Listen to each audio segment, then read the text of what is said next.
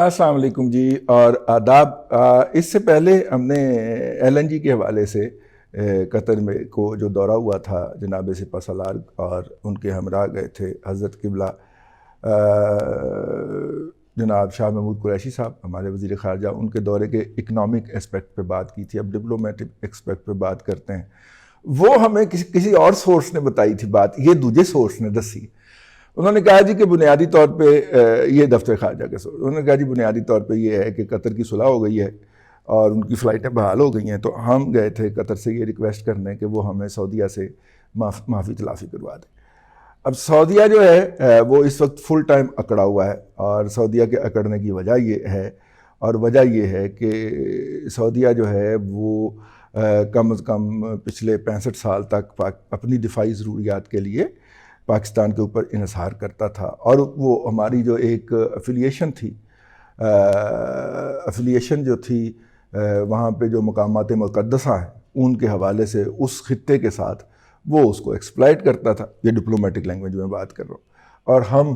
مقامات مقدسہ کے لیے جان دینا اپنے لیے اعزاز سمجھتے ہیں، تو اس لیے وہ اس کو ایکسپلائٹ کرتا تھا، اور ایکسپلائٹ کر کے اور اپنی ڈیفنس کی ضروریات پوری کرتا تھا۔ اس کے اندر جو واٹر شیڈ ہے، یہ جو تبدیلی ہے یا جو ڈیویشن ہے، وہ اس وقت آتی ہے جب جو ہے ہم ایران جو ہے وہ نازل ہو جاتا ہے یمن میں، اور وہاں پہ حوثی باغیوں کے اوپر ہاتھ رکھ دیتا ہے، اور حوثی جو ہیں وہ مطلب کہ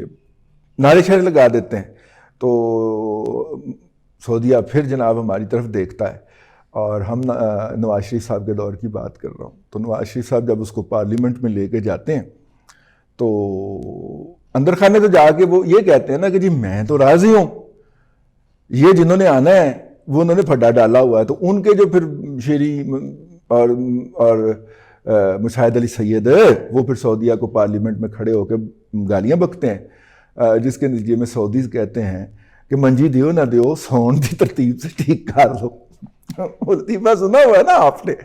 اسٹیج ڈرامہ میں، اکثر جو ہے کہ وہ محلے میں ہمارے پرانے زمانے کی ہمارے محلے کی روایات میں ہے نا کہ جب کسی کے گھر شادی ہو تو وہ محلے میں سے بسترے اور چارپائیاں اکٹھی کی جاتی ہیں، بستر اور چارپائیاں شادی والے گھر کے مہمانوں کے لیے۔ تو ایک گھر سے اس طرح کی مانگنے گئے کہ جناب وہ چودھری صاحب کے گھر میں یا محمد اسلم کے گھر میں شادی ہے، اس کی بچی کی بارات آنی ہے اور مہمان آئے ہوئے ہیں، تو آپ چارپائی دیں۔ تو انہوں نے کہا جی ہمارے گھر 2 چارپائیاں ہیں، ایک پہ میں اور میرا بیٹا سوتے ہیں اور دوسری چارپائی پہ میری بیوی اور میری بہو سوتے ہیں۔ تو جو چارپائی مانگنے گیا تھا اس نے کہا کہ چارپائی دیں نہ دیں، سونے کی ترتیب تو ٹھیک کر، ٹھیک ہے۔ تو انہوں نے ہمیں کہا جی چارپائی دیو یا نہ دیو، فوج دیو نہ دیو، اپنی ترتیب سے ٹھیک کر۔ تو لہٰذا اس کے بعد سعودیہ نے اب یہ دیکھا کہ جو اس کی دفاعی ضروریات پوری کرتا تھا، یہ ہمارے دفتر خارجہ کے اندر پائی جانے والی سوچ، ہماری جو ضروریات پوری کر رہا تھا پچھلے 60-65 سال سے، اب وہ ایران کے خلاف ہمیں دستیاب نہیں ہے۔ تو اس کو امیڈیٹ تھریٹ 2 تھے نا، ایک ایران کا اور دوسرا اسرائیل کا۔ تو لہٰذا اسرائیل کم از کم یہ نہیں کہتا کہ حج مقامات مقدسہ کے اوپر حج ہم قبضہ کریں گے اور حج ہم کروائیں گے۔ یہاں پہ جب یہ چلے انکنفرمڈ سورسز ہی کہہ لیں، ٹھیک ہے، اور جعلی ہی کہہ سمجھ لیں کلپس کے ذریعے یہ پروپیگیٹ تو ہوا تھا نا ادھر سے کہ جناب ہم مقامات مقدسہ کے اوپر حق رکھتے ہیں اور ہم حج کروائیں، ٹھیک ہے۔ اور جب ہم نے یہ کہہ دیا تو پھر اس کا نتیجہ سعودیوں نے دیکھا کہ جناب ٹھیک ہے، پھر 2 خطرات ہیں تو دونوں میں سے کسی ایک کے ساتھ جو ہے وہ جپھی ڈال لی جائے۔ تو وہ جپھی ڈال لی ہے انہوں نے اسرائیلیوں کے ساتھ ڈال لی، جو کم از کم ان کے وجود سے تو انکاری نہیں تھے نا، یا ان کے ملک کے اوپر قبضہ کرنے کا تو ارادہ نہیں نہ رکھتے، ٹھیک ہے۔ تو یوں ہم اب پھر ہماری ضرورت کہاں رہ گئی؟ ہماری ضرورت تو ختم ہو گئی، کیونکہ اس وقت جو امیڈیٹ تھریٹ ان کے لیے بچا ہے وہ تھریٹ جو ہے وہ ایران کا ہے، اور ایران جو ہے اس کے خلاف تو ہم نہیں جا سکتے، یہ ہماری پالیسی ہے۔ تو جب ہم ایران کے خلاف ان کو تحفظ فراہم نہیں کر سکتے تو پھر وہ اس کے ساتھ ملیں گے نا جو ایران کے خلاف ان کو تحفظ فراہم کرے گا۔ عقل میں آنے والی بات لگتی ہے نا. وہ تو اپنی ایگزسٹنس کی جنگ لڑ رہے ہیں, ٹھیک ہے, اپنے وجود کو برقرار رکھنے کی جنگ لڑ رہے ہیں. تو اگر وہ یہ کرتے ہیں تو پھر ڈیفینیٹلی ان کی صلح تو ان کے ساتھ ہوگی. تو جب ان کی صلح ان کے ساتھ ہوگی تو پھر جناب ہمارا وہاں پہ کوئی کردار نہیں بنتا. تو نواز شریف صاحب یہ کہہ کے تھوڑا سا ان کو دبا کے رکھا ہوا تھا کہ جناب وہ میری تو بات نہیں مانتے نا, آپ کو پتہ ہے, مجھے تو ٹویٹ کر کے بھی عزت کر دیتے ہیں, تو وہ ٹھیک ہے. تو جب یہ آئے تو جب انہوں نے جا کے یہ کہنے کی کوشش کی کہ میری بات نہیں مانی, انہوں نے کہا نا, سنگل پیج سیم پیج ہے, ٹھیک ہے, یہ نہیں قبول ہونا کہ وہ تمہاری بات نہیں مانتے. آپ ایک پیج پہ ہے اور آپ اس بات کا ڈنڈورا پیٹتے ہو اپنے ملک میں. اور جو ہے اس وقت ان کے ہاں سب سے جو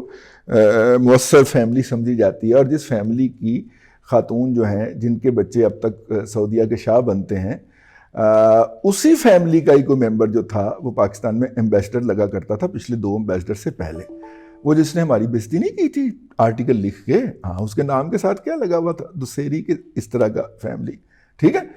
وہ والی فیملی جو ہے نا جی, اس کا پھر چونکہ پاکستان امپورٹنٹ تھا تو لہذا اس کو پھر ہٹا لیا گیا, امپورٹنٹ کو ہٹا کے کہیں اور لگا دیا گیا. تو اس کا مطلب ہے ہماری امپورٹنس ان کی ڈپلومیسی کے اندر کم ہو گئی. اب سعودیز کی جو ڈپلومیسی جو ہے,